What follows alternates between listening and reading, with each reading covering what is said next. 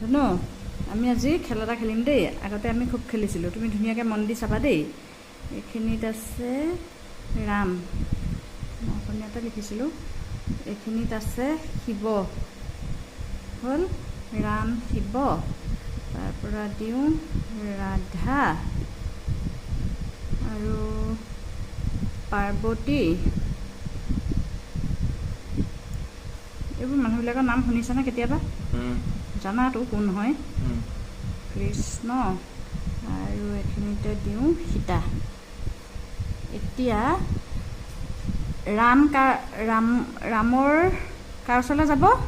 সীতাৰ ওচৰলৈ। শিৱ পাৰ্বতী, কৃষ্ণ ৰাধা।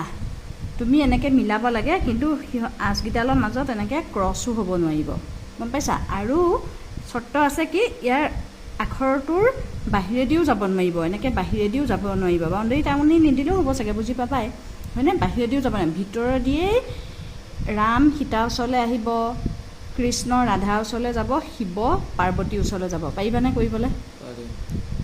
বাৰু কৰাচোন, চাওঁ কেনেকৈ কৰা। আমি কিন্তু আগতে এইবোৰ বহুত খেলিছিলোঁ, এতিয়া চাওঁ তুমি কেনেকৈ কৰা। ভাবি চিন্তি কৰিবা দেই, ভুল কৰিলে গ'ল। কেনেকৈ নিবা? তুমি একেচাতে পাৰিলা দেখোন।